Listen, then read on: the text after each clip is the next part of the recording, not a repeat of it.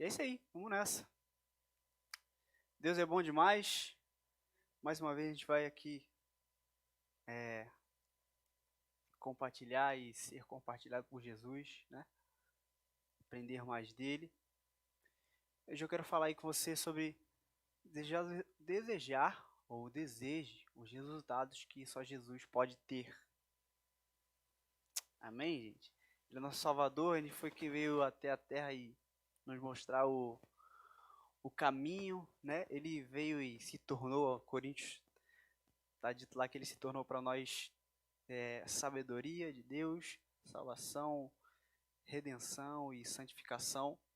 Então, quando a gente pensa em quem Jesus é, a gente começa a desejar o que ele tem. Uma das perguntas que a gente tem que começar a fazer não é aquela pergunta que faz assim, será que eu mereço isso? Não, você pergunta assim, será que Jesus merece isso? Obrigado, pastor Cássio. Uma pergunta muito interessante que você pode fazer na sua vida. Tipo assim, isso que eu tenho, ou o que eu vou ter, não sei. Jesus merece isso? Aí você pensa, ele merece. Então você pode receber, porque você está nele, ele está em você. Amém? 1 Coríntios 15, versículo 10 diz o seguinte: mas pela graça de Deus, sou o que sou. E a sua graça para comigo não foi inútil. Antes trabalhei muito mais do que todos eles. Todavia, não eu, mas a graça de Deus que vive em mim. Olha só o que Paulo está dizendo, aí, falando aí um pouco de identidade, sobre essa identidade também em ação, né? Naquela vida prática da graça de Deus. Em 2 Coríntios, no capítulo 6, no primeiro versículo, ele diz assim, nós, na qualidade de cooperadores com ele, com Cristo, exortamos vocês a não receber a graça de Deus em vão. Para quê? Para que quando a gente for uma bênção, a gente possa declarar, não eu, mas a graça de Deus em mim. A graça de Deus que vive em mim. Quando eu estiver sendo, super abençoado, amém ou não, gente? Somos super abençoados, viu? A Bíblia diz que nós somos muito favorecidos, amém? Então, quando você estiver lá nos seus ápices de favor, você possa dizer, não eu, mas a graça de Deus em mim. Porque Deus, ele resiste ao soberbo, mas dá graça aos humildes. E humildade é isso, gente. Poder declarar isso aí, pela graça de Deus, sou o que sou. Amém? Olha lá, a definição de sucesso do ponto de vista de Deus é muito diferente, até contrária da definição de sucesso do mundo. A gente pode ver aí de pessoas tendo sucesso, né? Os astros do cinema, os astros do rock, os astros da dramaturgia, os escritores, né?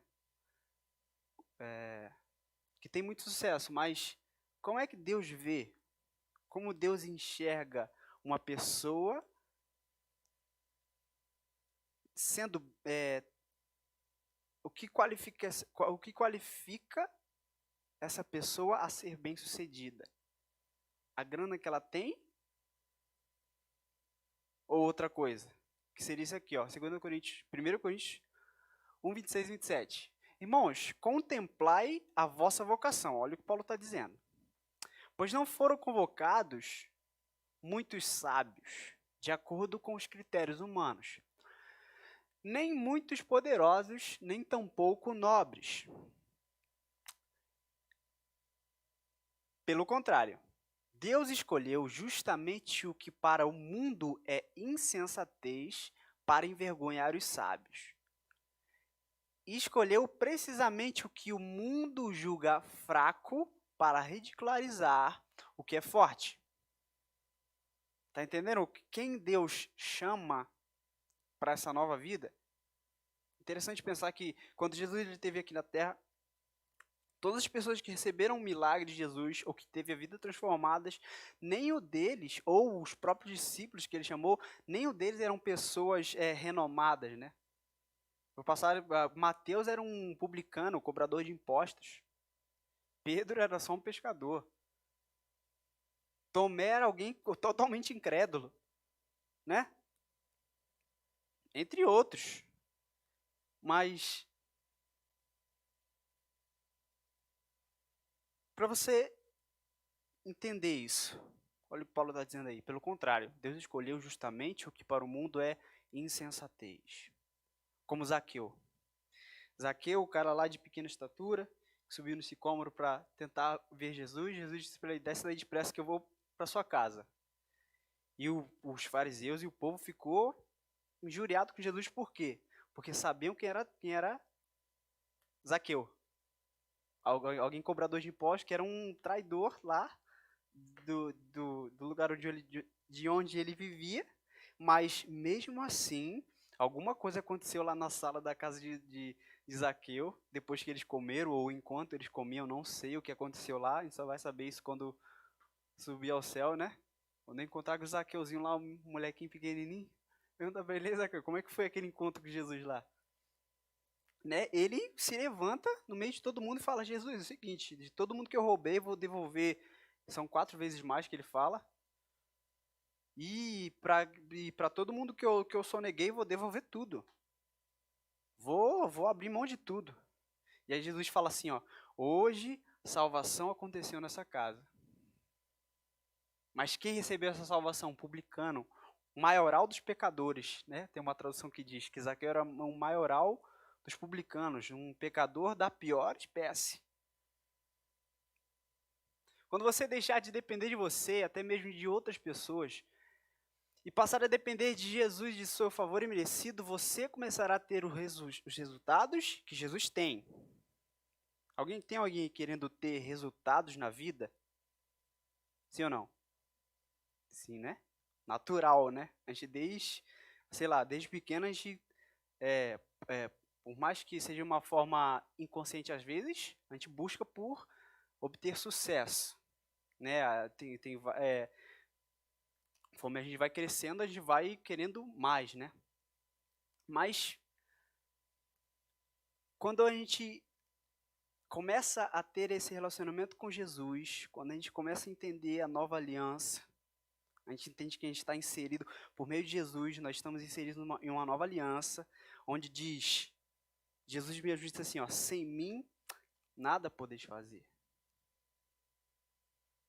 Ele diz, Paulo vai dizer, né, disse, lá em Colossenses, eu acho, ou é Filipenses, que em Cristo ele pode todas as coisas.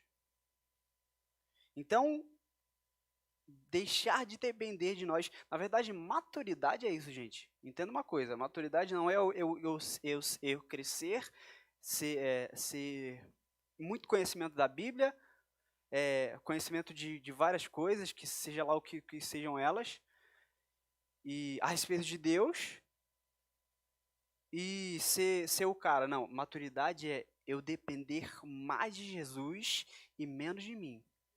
Depender menos da minha capacidade e depender mais da capacidade de Jesus. Entender de uma vez por todas que o que ele mesmo disse, sem mim nada podeis fazer, e nada é absolutamente nada mesmo. Né? Se o mundo está aí indo ladeira abaixo, é porque estão sem Jesus. E por mais que eles tenham sucesso, aparentemente falando, o fim deles é o fracasso, gente. Né? Porque Jesus disse, se você buscar a vida e as riquezas desse mundo, você vai se perder.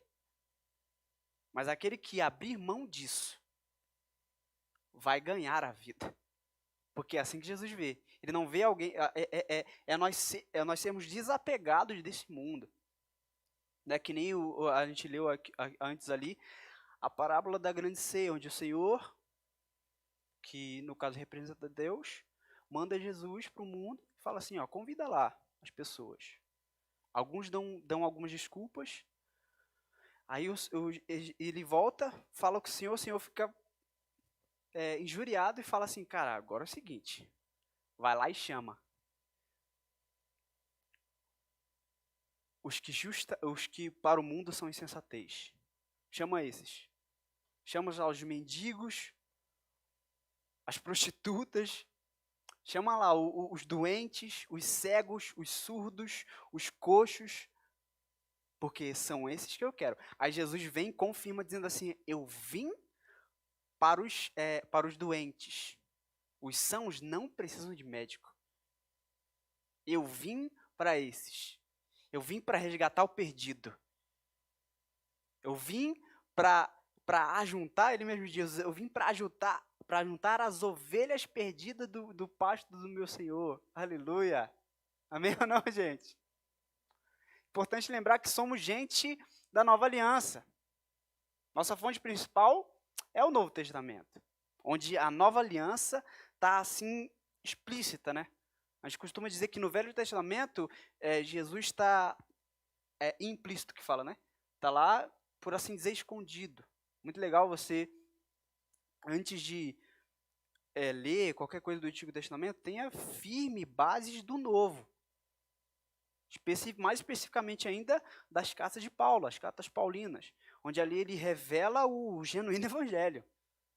Onde ele diz, cara, se alguém falar alguma coisa contrária do que eu estou dizendo, é um desgraçado esse aí, vai para a vala. Ainda que um anjo desça e fale. Mas se ele estiver falando uma coisa diferente dessa que eu estou falando, é maldito. Babei. Então,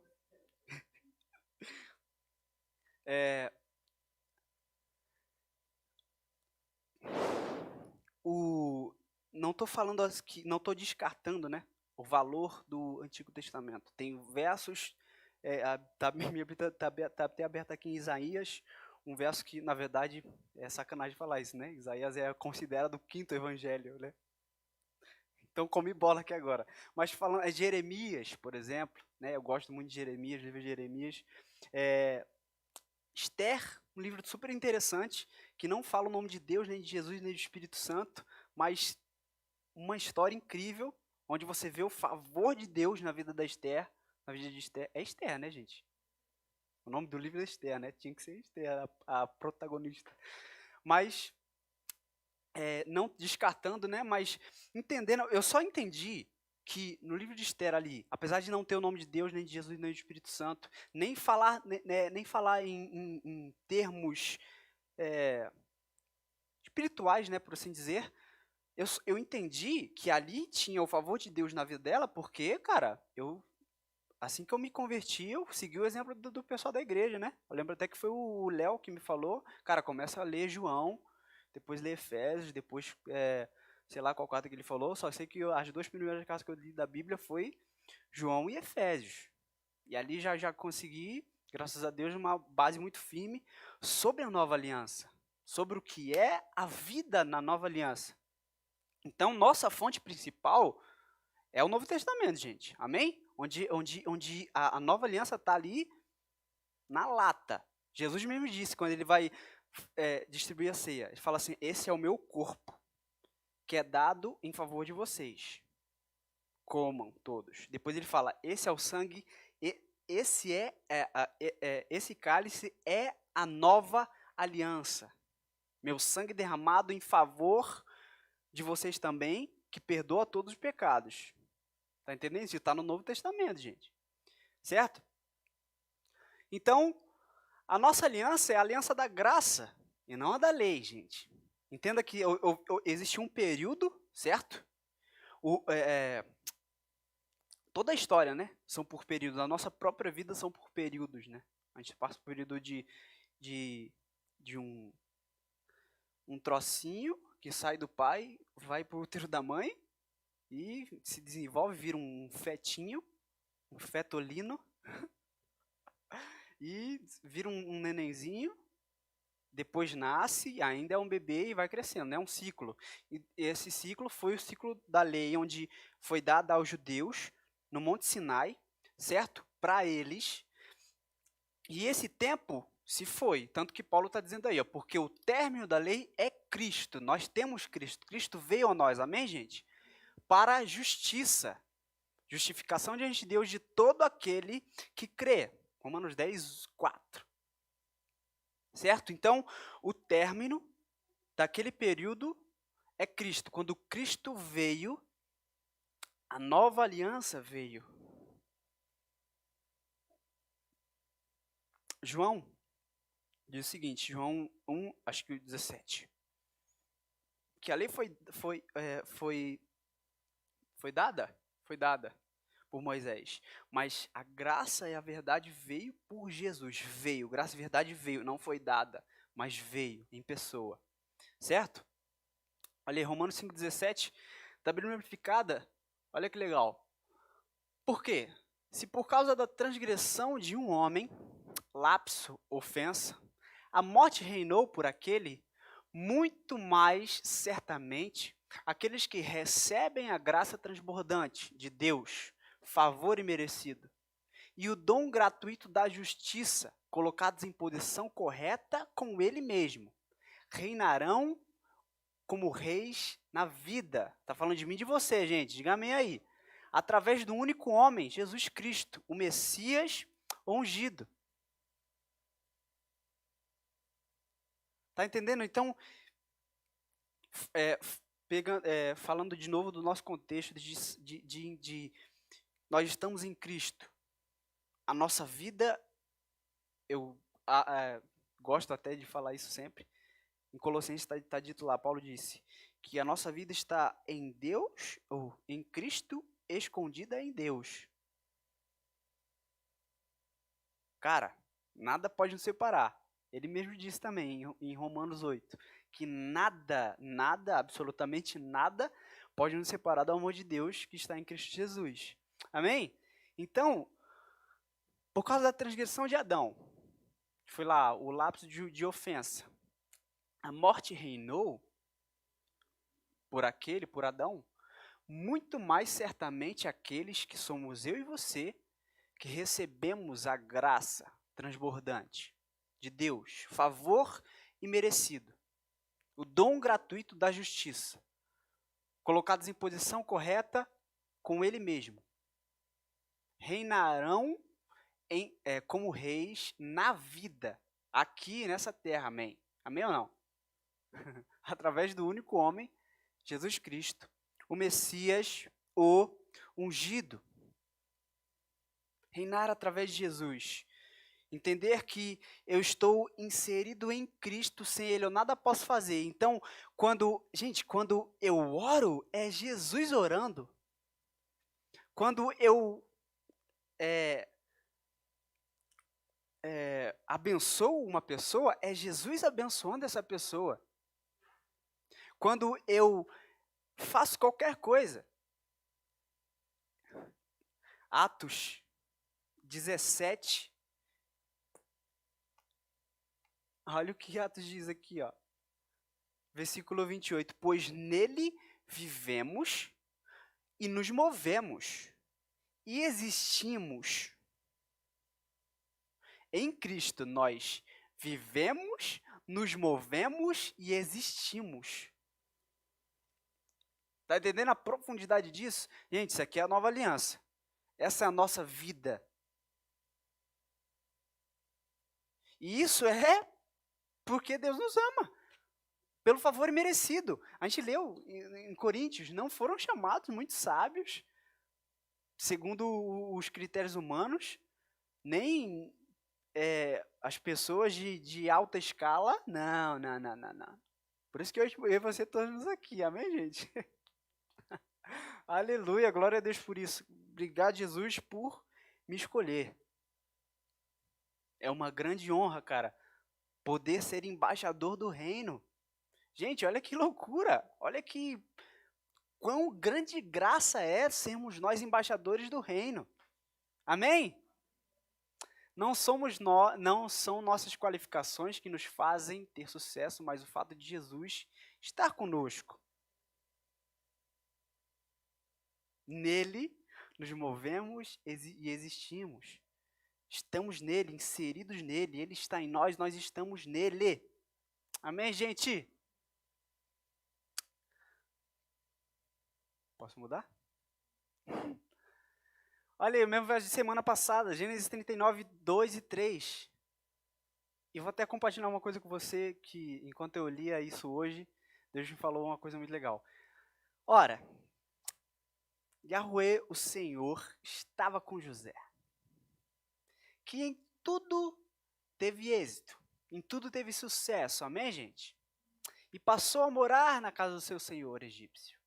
O senhor egípcio percebeu que o Senhor Deus amparava José e o abençoava em tudo o que realizava.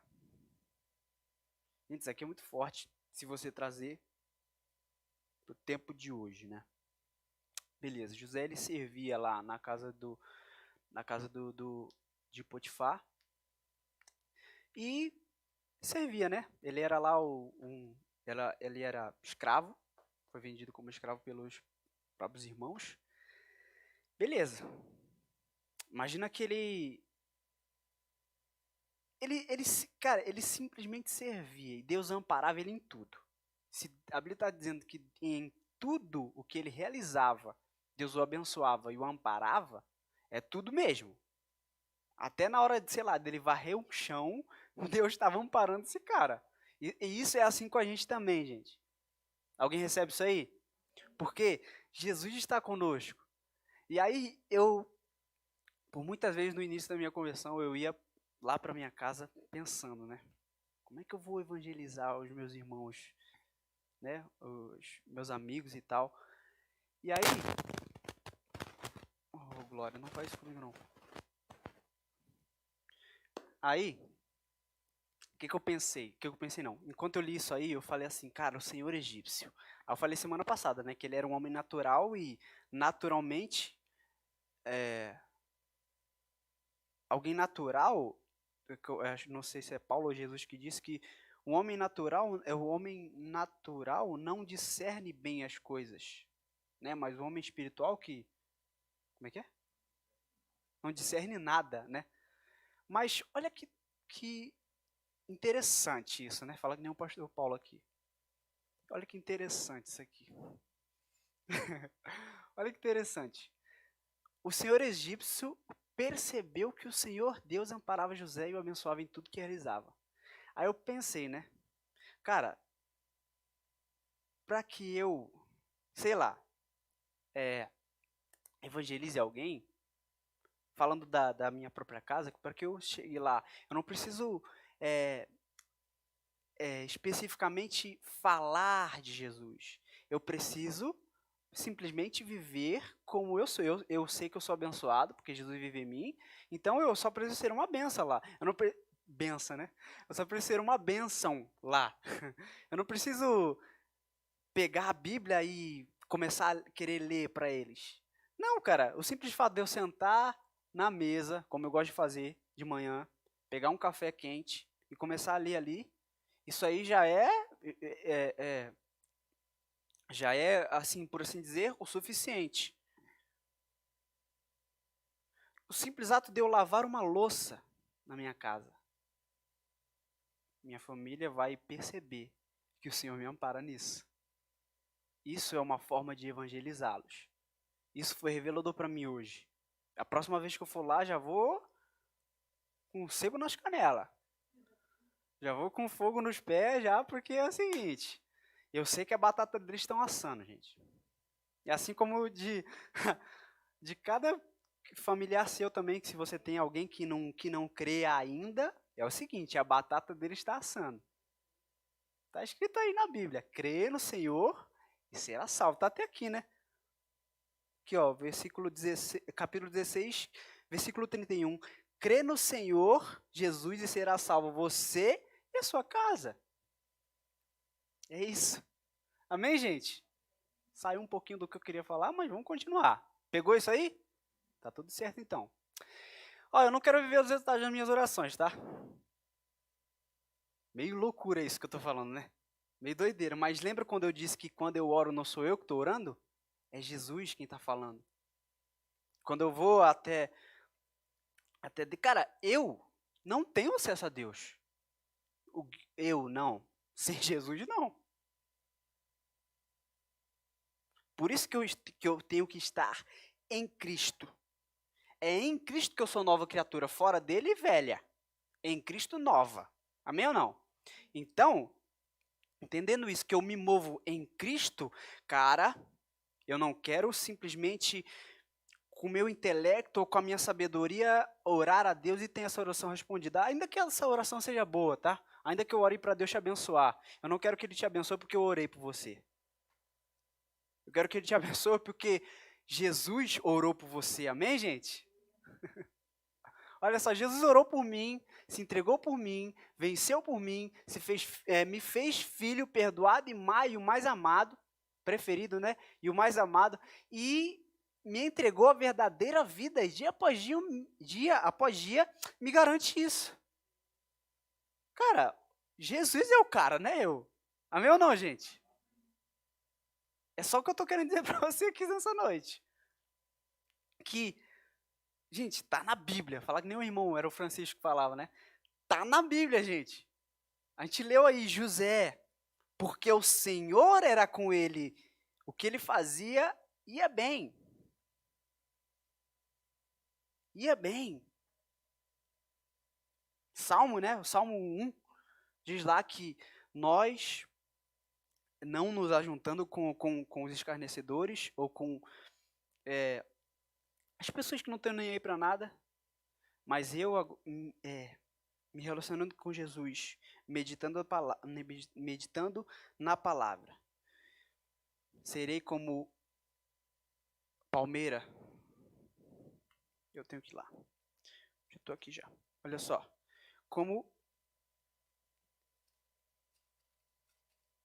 Olha só. Versículo 2. Antes, seu prazer está na lei do Senhor, e na lei medita dia e de noite. Ele é como árvore plantada junto à corrente de águas, que, no devido tempo, dá seu fruto, cuja folhagem não murcha, e tudo quanto ele faz será bem sucedido. Quem está me entendendo?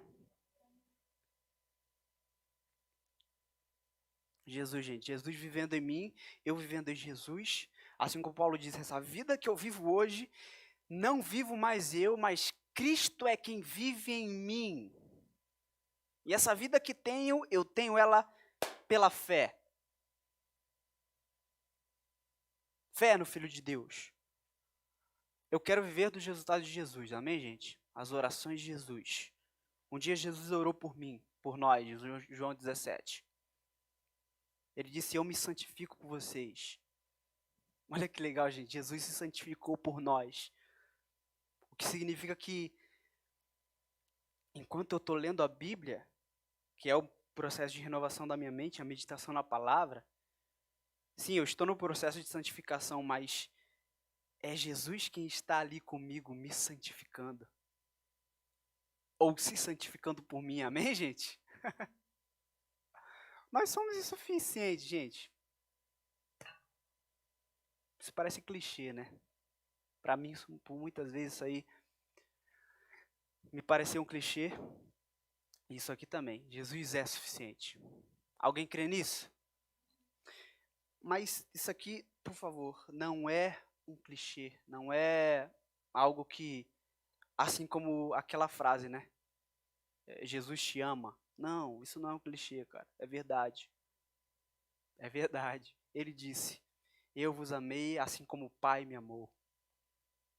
E Ele vos ama assim como Ele me ama. Não é clichê. É verdade. É verdade, gente. Amém? Olha só, Gálatas 3, 13 e 14. Diz que Ele foi punido para que nós possamos ser abençoados. Cristo nos resgatou da maldição da lei, fazendo-se maldição por nós. Porque está escrito, maldito todo aquele que for pendurado no madeiro, para que a bênção de Abraão chegasse aos gentios, por Jesus Cristo, para que pela fé nós recebamos a promessa do Espírito. Cara, Jesus substituiu a gente naquela cruz, se tornando maldito. Aleluia, gente. É esse resultado aí que eu quero viver, ó. Ser abençoado não porque eu fui bom, não porque eu sou bom, mas porque Ele se fez maldito no meu lugar. Amém? Tem mais aqui, ó. Ele se tornou pecado para que eu fosse feito justiça, a justiça dele. 2 Coríntios 5, 21.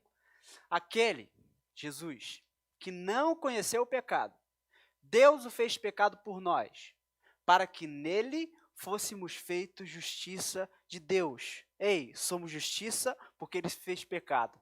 Somos abençoados porque ele se fez maldição. Amém? 2 Coríntios 8, 9. Ele se fez pobre para que nós possamos ter provisão abundante. Pois vocês conhecem a graça do nosso Senhor Jesus Cristo, que, sendo rico, se fez pobre por amor de vocês, para que por meio da pobreza dele vocês se tornassem ricos. Amém, gente? Ei, Cristo se fez pobre. Entenda, a gente leu, né? Lá em 1 Coríntios, que diz que Deus escolheu o que para o mundo era insensatez. Mas é interessante que um verso antes do 26, 25 diz assim, que a loucura de Deus é mais sábia do que os homens, e a fraqueza de Deus é mais forte do que os homens. Mesma coisa está nesse contexto aqui, a pobreza de Deus. Eu disse um dia isso, né? Pensando bem, eu não sei se eu fui maluco, mas talvez Deus tenha se agradado de mim. Porque eu disse assim que eu queria ser pobre como ele é pobre. Porque a pobreza dele me enriquece. Tá entendendo o que eu estou falando? Ele se fez pobre para que eu me tornasse rico. Amém, gente? E aqui, olha só, eu estou exortando os ricos desse presente século. Você. Amém ou não? Ei, você rico aí. Estou te exortando.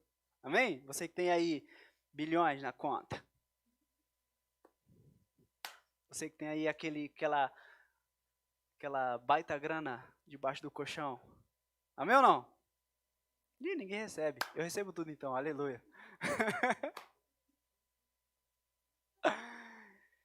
Jesus é suficiente e os resultados dele são melhores do que os meus. Amém, gente? Então, cara, a gente tem que entender isso assim, de forma simples. Isso é muito simples, gente. Isso são coisas que qualquer pessoa pode entender. E eu quero que isso seja assim, e que isso seja assim hoje aqui. A gente entenda que Jesus é a nossa suficiência, que nós não fomos escolhidos porque a gente era bom, nós não somos abençoados porque somos bons, mas porque Ele é bom.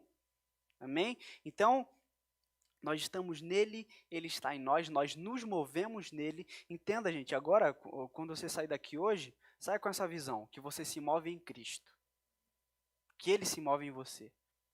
Você é filho dele, filho e filha dele, certo? Então, tudo que você for fazer, cara, lembre-se, é Cristo fazendo isso aqui.